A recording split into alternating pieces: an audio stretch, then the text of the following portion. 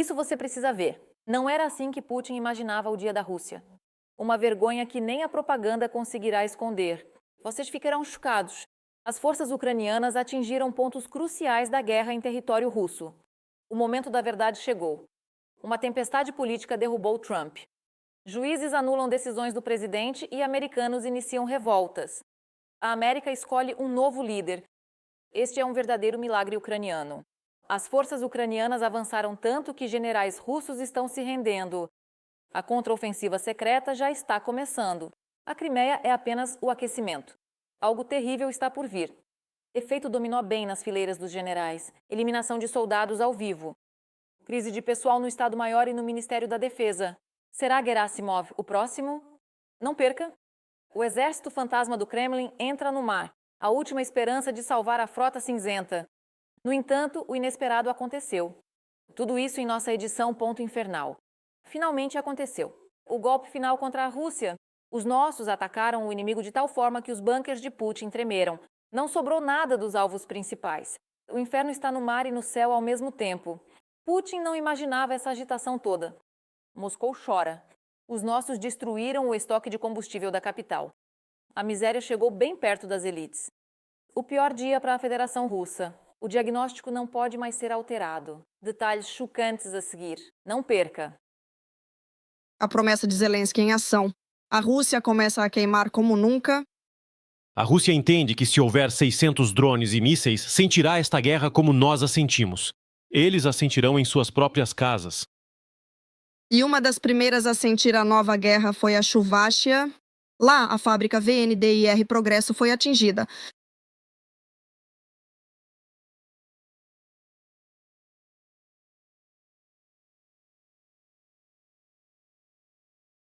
Atacaram a empresa com drones FPV Flamingo. Para atingir o alvo, o míssil percorreu mais de 900 quilômetros. Olha ele, olha ele! A empresa VNDIR Progresso é uma das principais fabricantes de equipamentos de navegação para armas russas, incluindo receptores de navegação por satélite e antenas do tipo Cometa, usadas em Shaheds, mísseis Calibre, Iskander-M e bombas aéreas. E a julgar pelas fotos após o ataque, a fábrica será forçada a interromper seu trabalho. A restauração é esperada para aproximadamente nunca. Por favor, dê a volta. Samara também recebeu as explosões. Drones já fizeram uma visita por lá, mas o resultado é o mesmo. Fábricas russas em chamas.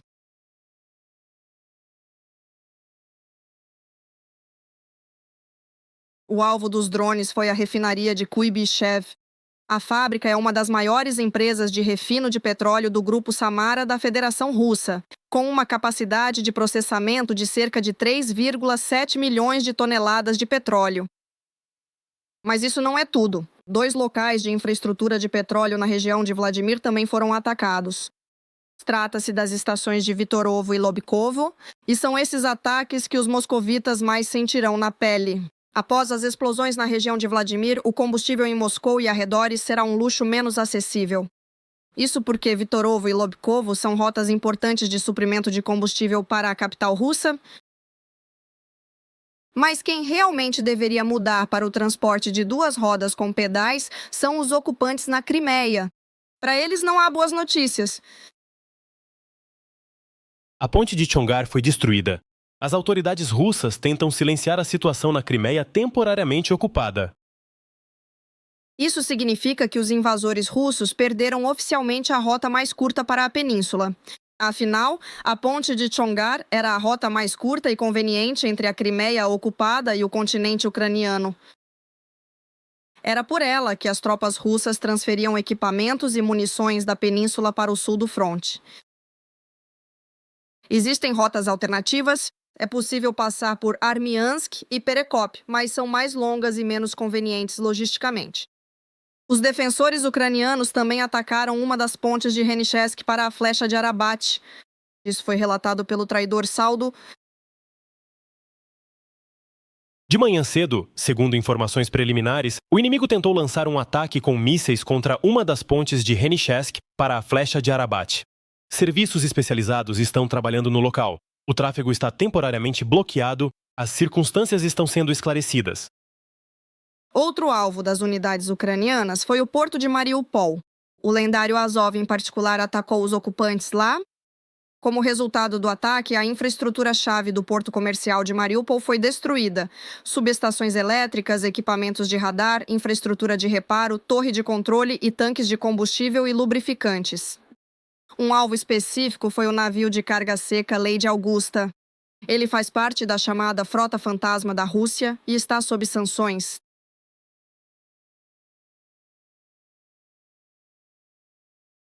Esta não é a única perda de navio dos russos. Na noite de quarta-feira, o petroleiro da frota fantasma russa West Horizon também foi atingido no Mar Negro. Os defensores ucranianos observaram que o navio teve danos confirmados no sistema de propulsão e leme. Notícias urgentes. Trump está sob ataque daqueles de quem mais esperava apoio. Washington está literalmente fervendo com declarações bombásticas e o confronto em torno do presidente atinge um novo nível. Juízes federais derrubam as decisões do político e os próprios americanos se preparam para tirar Trump da Casa Branca. Sinais alarmantes já não podem mais ser escondidos. Quem desafiou o presidente e quais serão as consequências disso para os Estados Unidos e para o mundo? Os detalhes a seguir. Um juiz americano contra Donald Trump. O Tribunal Distrital de Massachusetts bloqueou a taxa de $100 mil imposta por Trump às empresas por vistos de trabalhadores estrangeiros. Trata-se dos chamados vistos H-1B. O programa de vistos H-1B foi criado em sua forma atual em 1990 e visava permitir que empresas e organizações contratassem trabalhadores estrangeiros para cargos especializados de alta qualificação. A cota nacional para trabalhadores com visto H-1B é de 85 mil por ano, dos quais 20 mil vagas são reservadas para pessoas com diplomas de nível superior. Ao mesmo tempo, essa restrição não se aplica a instituições de ensino superior e organizações de pesquisa sem fins lucrativos.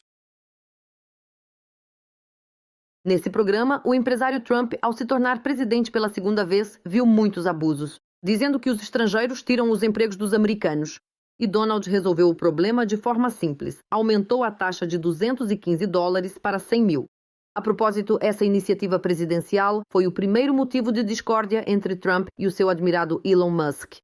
E agora, um juiz federal decidiu. A taxa aumentada dezenas de vezes por Donald não só não enriqueceu o orçamento, como, pelo contrário, o prejudicou. Os empregadores não conseguiram preencher o quadro de funcionários de instituições públicas, como hospitais e escolas. O 47º presidente dos Estados Unidos não gostou da decisão. Esses juízes federais estão apenas dificultando as nossas vidas. O que está acontecendo com o sistema judiciário é simplesmente uma loucura. Eles estão apenas dificultando as nossas vidas e não deveriam estar fazendo isso. Eles estão prejudicando muito o nosso país. O segundo mandato presidencial de Donald Trump atinge o bem-estar dos eleitores e, consequentemente, a popularidade do presidente. Além disso, o impulsivo Donald está constantemente envolvido em escândalos. Recentemente, por exemplo, o chefe de Estado insultou uma jornalista e abandonou a entrevista. Ele não gostou das observações dela de que ele nunca apresentou fatos para apoiar suas declarações sobre a campanha eleitoral de 2020. Eu já lhe dei tempo suficiente. Você deveria colocar a sua imprensa em ordem. Porque sabe de uma coisa? Um país nunca pode ser grande com uma imprensa mentirosa. Nós viajamos até o Wisconsin. Tentando se aproximar do povo, Donald Trump tornou-se o primeiro presidente dos Estados Unidos a assistir a uma final da NBA em Nova York. No entanto, os torcedores que ficaram presos com seus ingressos em engarrafamentos e filas não apreciaram o gesto de Trump. Ele foi simplesmente vaiado. Mas Donald interpretou as vaias dos torcedores como um gesto de admiração. Mas o que é muito mais revelador é que membros do seu próprio partido estão se voltando contra o seu líder. Cada vez mais, os republicanos, tentando manter sua própria popularidade, votam contra a política do partido. Pela primeira vez, a Câmara dos Representantes dos Estados Unidos aprovou uma resolução que limita o poder do presidente. Vários republicanos também votaram a favor dessa decisão. Tudo isso às vésperas das próximas eleições de meio de mandato. Segundo informações não oficiais, o presidente está muito preocupado com essas eleições, pois não quer enfrentar um novo processo de impeachment. Se os democratas assumirem o controle da Câmara dos Representantes, mesmo sem o Senado, será o suficiente para bloquear as iniciativas legislativas. Além disso, a Câmara dos Representantes poderá realizar a chamada supervisão, ou seja, investigar as atividades do governo Trump. Mas isso é para um futuro previsível. Por enquanto, Donald Trump está ocupado com questões mais interessantes, como os preparativos para a celebração de seus 80 anos, que será no dia 14 de junho. Para preparar a festa, o vovô criou todo um conselho de coordenação que recebeu um financiamento considerável do orçamento federal. A operação ucraniana finalmente começou e a situação no fronte muda drasticamente de ritmo. As Forças Armadas da Ucrânia assumem a iniciativa como se estivessem engatando a marcha na velocidade máxima. A direção sul está novamente na mira. Os nossos estão lançando um cenário que, para os ocupantes, soa como um alarme constante sem botão de desligar. E, além disso, os ocupantes, por medo, estão renomeando a Crimeia. Agora não é apenas um ponto no mapa, mas um centro nervoso. As Forças Armadas da Ucrânia ditam ao exército de Putin suas próprias regras do jogo. Você não pode perder isso. Até pouco tempo atrás, a Rússia falava sobre um rápido colapso da defesa ucraniana, mas agora surgem cada vez mais sinais de que a situação não está se desenvolvendo de acordo com o roteiro do Kremlin. Ninguém tem uma visão de como transformar a atual guerra de posições em uma marcha vitoriosa. A contraofensiva e a forma como estávamos acostumados a vê-la está mudando. Enquanto o exército russo tenta avançar, as forças armadas da Ucrânia destroem metodicamente a logística do inimigo. Ataques à retaguarda operacional das tropas de ocupação criam as condições para mudar a situação diretamente na linha de contato de combate. A impossibilidade de realizar o rodízio de pessoal, o fornecimento de munição, o transporte de combustíveis e lubrificantes e a retirada de feridos criam as condições para, primeiro, retardar o avanço dos ocupantes russos e, consequentemente, para ações bem-sucedidas das forças de defesa da Ucrânia em certas áreas do fronte. Uma das direções mais emblemáticas foi o sul. Após a destruição da ponte de Chongar, rota fundamental que liga a Crimeia ao continente, a logística das tropas russas ali foi interrompida e agora é necessário reorganizar o abastecimento e buscar rotas alternativas. Praticamente não há possibilidade de movimentação de pessoal, equipamentos pesados ou veículos leves, assim como não há possibilidade de realizar reparos. Os ocupantes admitem que a ponte está sob constante ataque de fogo das forças de defesa da Ucrânia. E, consequentemente, os ocupantes são forçados a desviar o fluxo principal de carga, e é isso que cria as condições para o bloqueio, bem como, consequentemente, dos territórios ocupados da região de Kherson. E em condições de escassez de recursos, até mesmo algumas horas extras na estrada podem afetar seriamente a situação no fronte. A dificuldade de transportar munição, alimentos, água, medicamentos e criou Os ocupantes foram forçados a abandonar as posições que ocupavam.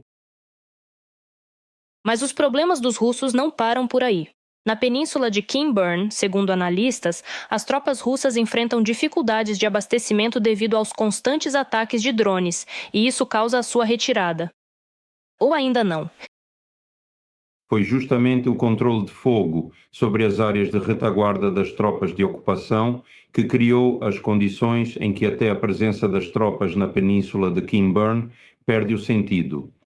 A falta de alimentos, água e medicamentos cria condições em que os ocupantes são forçados a tomar as chamadas medidas humanitárias, ou seja, a possibilidade de abandonar territórios ocupados. Na guerra moderna, os drones estão se tornando um dos principais instrumentos de pressão sobre a Rússia. E é claro que a Rússia entende que se houver 600 drones e mísseis, eles sentirão esta guerra da mesma forma que nós a sentimos. E então surge a pergunta: os ataques à logística já não seriam a própria contraofensiva? Não no sentido clássico, com tanques e linhas de frente, mas em uma nova forma, onde o território começa a ser perdido pela impossibilidade de abastecê-lo e mantê-lo. Basicamente, o comando russo tentando manter a situação e evitar perdas de pessoal, e no momento da falta de suprimento de munição, a chance de uma fase ativa de combate cai para quase zero. Eles decidem pela retirada de suas unidades. Ou seja, É o que observamos no momento da desocupação de Kherson. Os ataques à logística estão se tornando mais precisos e regulares. A Ucrânia ataca cada vez mais fundo na retaguarda, destruindo o sistema que sustenta as posições russas.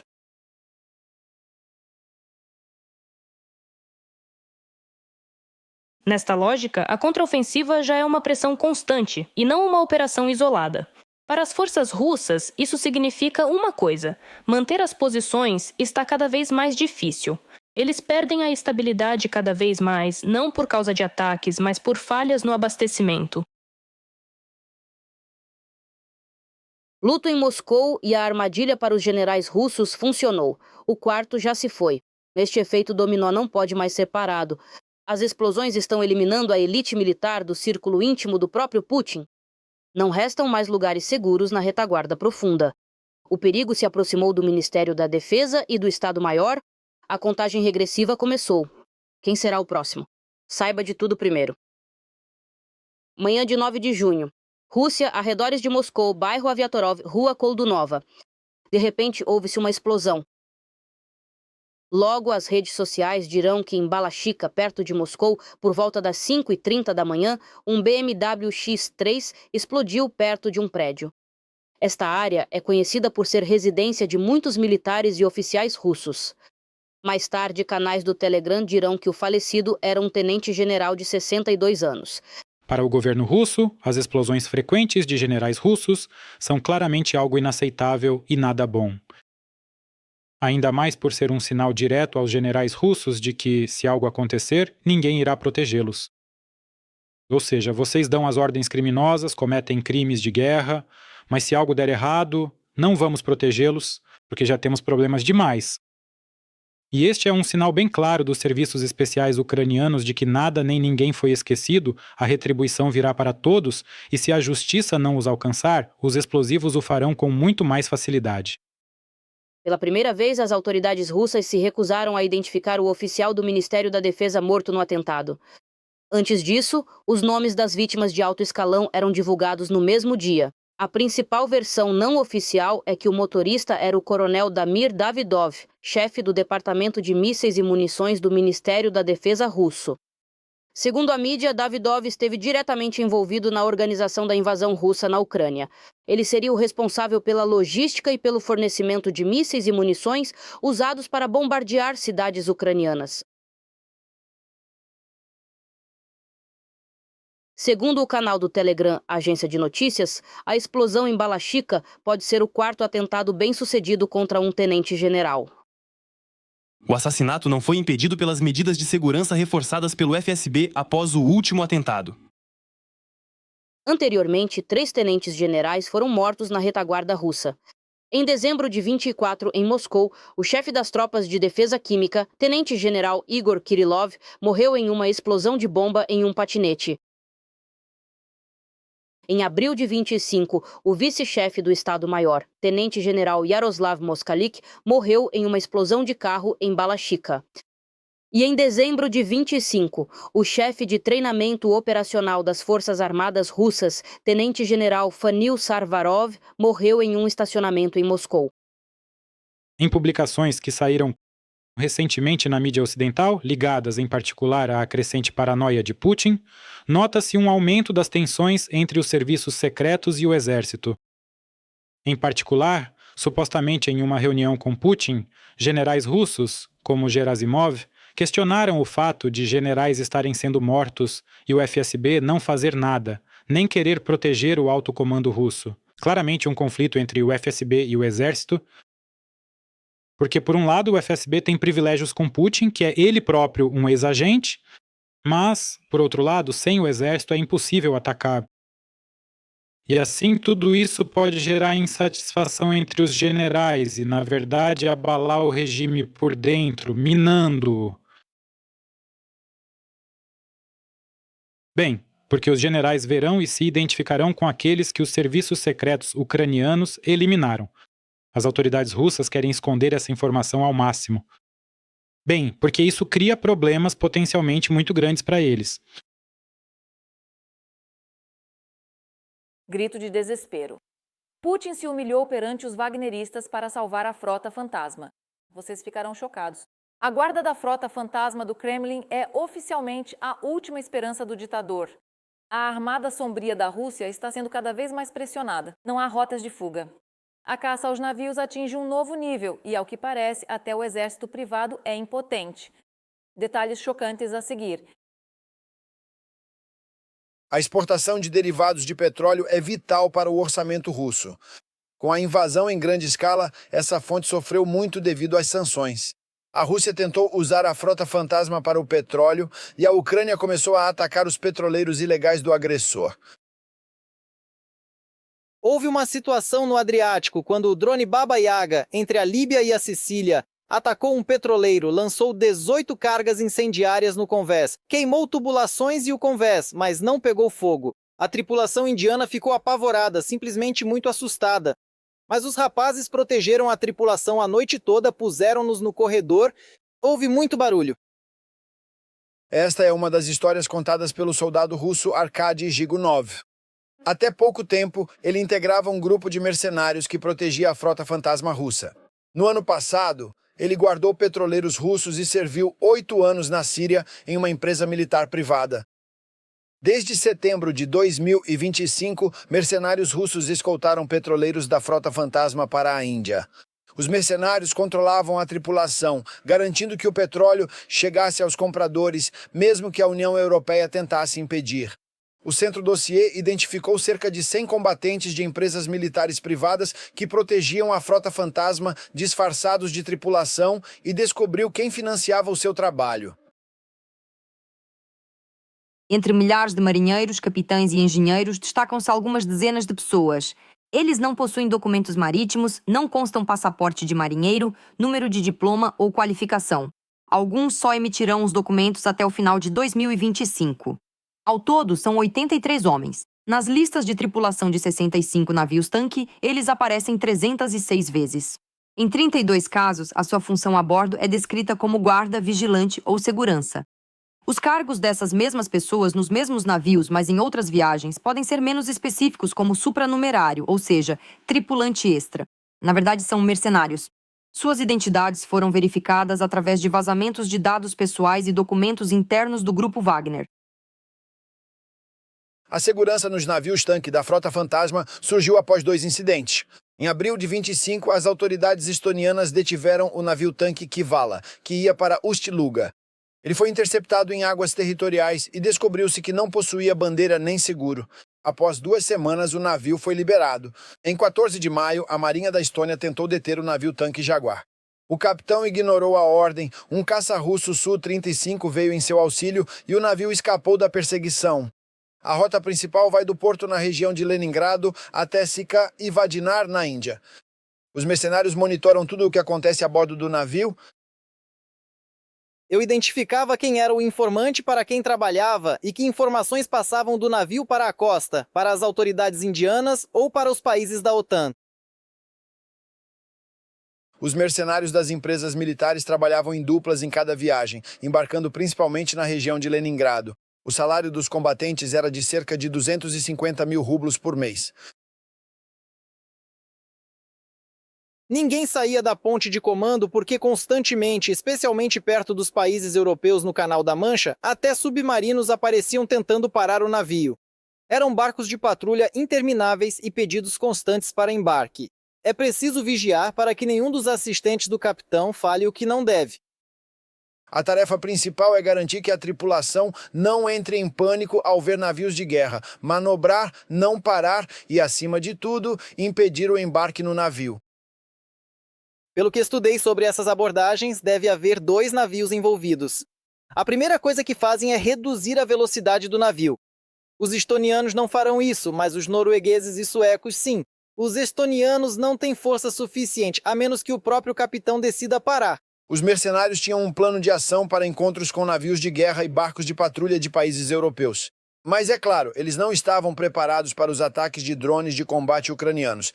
E esses ataques já deixaram de ser casos isolados há muito tempo. Mas a Ucrânia não pode fazer muitos desses ataques devido às longas distâncias. Este ano, a escolta dos petroleiros fantasmas começou a ser retirada. Agora, em vez de mercenários, levam capitães russos que sabem como agir se encontrarem navios da OTAN. Mas provavelmente agora falta dinheiro até para a proteção mínima da frota fantasma. Por enquanto, é só isso. Com vocês, Darina Gutskalo.